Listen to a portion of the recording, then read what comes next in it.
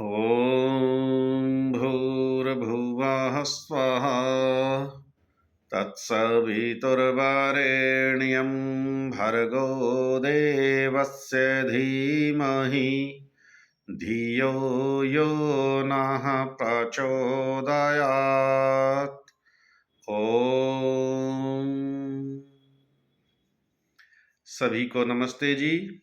हम सब महर्षि स्वामी दयानंद सरस्वती जी द्वारा रचित आर्योद्देश्य रत्नमाला का स्वाध्याय कर रहे हैं। आज क्रम संख्या 7 मिथ्या भाषण, इस बिंदु पर विचार करेंगे। महर्षि लिखते हैं कि जो सत्य भाषण अर्थात सत्य बोलने से विरुद्ध है उसको असत्य भाषण कहते हैं। पिछले वीडियो में हमने सत्य भाषण के विषय में जाना, जो अपने आत्मा में हो और असंभव आदि दोषों से युक्त न हो, उसका नाम सत्य भाषण है। अब ये मिथ्या भाषण जो सत्य भाषण से विपरीत है, अर्थात आत्मा में जैसा मेरे है उसकी मैंने परीक्षा ही नहीं की, मैंने तो सुनी सुनाई बातों को प्रचारित प्रसारित करना प्रारंभ कर दिया, इसका नाम मिथ्या भाषण है। मैंने सुना कहानियों में कि शिव जी ने भस्मासुर को वरदान दे दिया था कि जिसके भी सिर पर हाथ रखोगे वही भस्म हो जाएगा। तर्क किया ही नहीं, प्रमाण देखा ही नहीं, क्या यह संभव है? हमने तर्क प्रमाणों पर विचार ही नहीं किया। श्री राम ने पत्थर की शिला का स्पर्श किया और वह एक नारी के रूप में बदल गई। ऐसी ऐसी बातों को जिनको हमने सुन रखा है, पढ़ रखा है और उनका ज्ञान हमारे आत्मा में है, मन में है, लेकिन परीक्षा नहीं की क्या यह सत्य है और उसको प्रचारित प्रसारित करना प्रारंभ कर दिया, इसका नाम मिथ्या भाषण है, इसका नाम असत्य भाषण है। श्रद्धेय आचार्य परमदेव मीमांसक जी की व्याख्या इस बिंदु पर देखेंगे। स्वार्थ, प्रमाण आदि से परीक्षा न कर पाने की क्षमता, कुटिलता आदि के कारण जैसे स्वयं को ज्ञान है उससे विपरीत बोलना, इसका नाम मिथ्या भाषण है। अब विपरीत क्यों बोलेगा व्यक्ति? या तो प्रथम स्वार्थ के कारण वह मिथ्या भाषण करेगा ताकि मेरा स्वार्थ सिद्ध हो जाए, मेरा अपना कार्य बन जाए, इसलिए वह मिथ्या भाषण करेगा।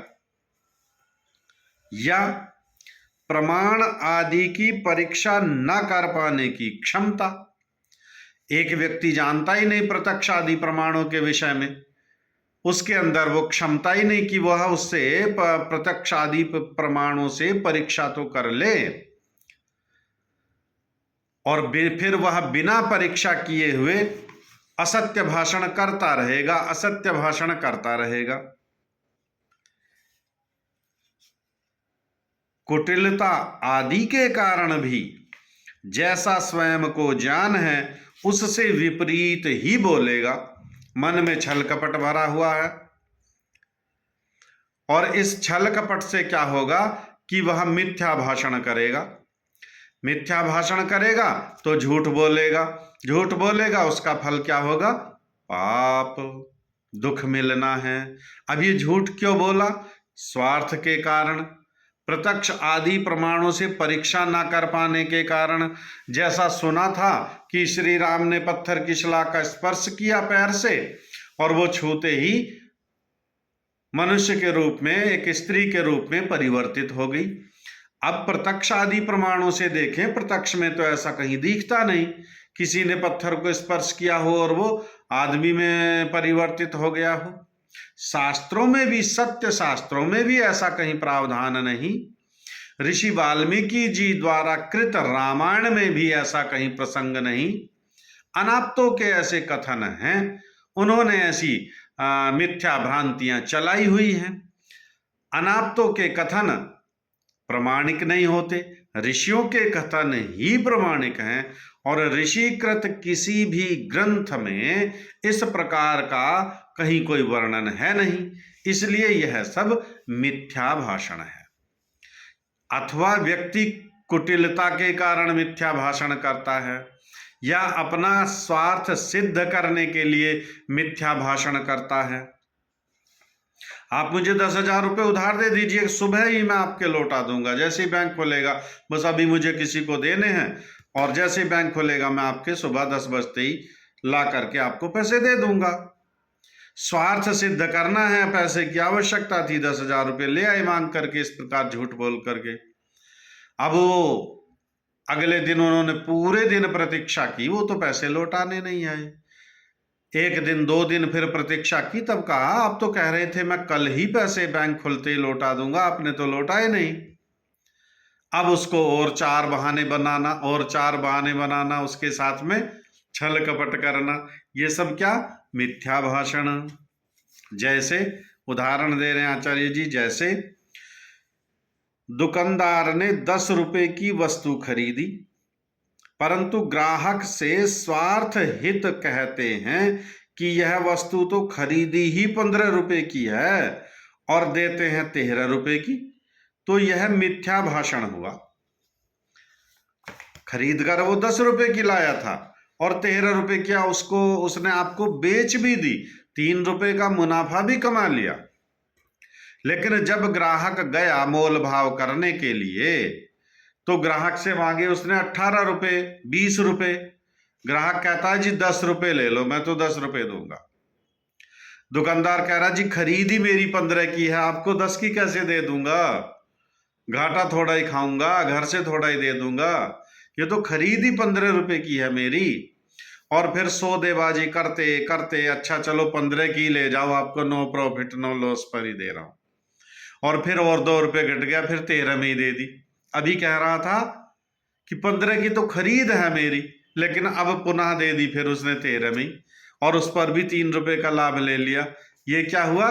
मिथ्या भाषण। इसका नाम है मिथ्या भाषण। परंतु यदि इस प्रकार हो कि यह वस्तु तो 10 रुपए की है, 3 रुपए लाभ लेकर 13 रुपए की दूंगा, तो यह सत्य भाषण होगा और ऐसा व्यवहार ही सत्य व्यवहार कहलाएगा। यदि दुकानदार स्पष्ट कर दे, अब बहुत सारी दुकानें हैं शहरों में इस प्रकार की जहां बार्गेनिंग नहीं होती, जहां सौदेबाजी नहीं होती, एक दाम फिक्स दाम। अब उन्होंने फिक्स कर रखा है, उन्हें मुनाफा लेना है, चाहे वो 10 रुपए का लें, चाहे 100 रुपए का लें, चाहे 500 रुपए का लें, वो तो उनको फिक्स हो गया, लेना ही लेना है।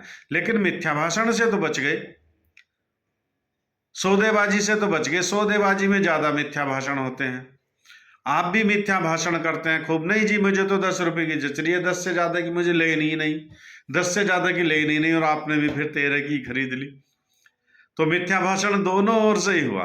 और यदि वो स्पष्ट बोले कि जी आई तो ये 10 रुपए की ही है, लेकिन मुझे इस पर 3 रुपए का प्रॉफिट भी लेना है और आपको मैं 13 रुपए की दे दूंगा, ठीक है जी ये लीजिए 13 रुपए, इसका नाम सत्य भाषण। और इस प्रकार का जो व्यवहार करते हैं इसका नाम है सत्य व्यवहार। अगले वीडियो में अगले बिंदु पर हम सब मिलकर विचार करेंगे। तब तक के लिए सभी को नमस्ते जी, सभी का धन्यवाद।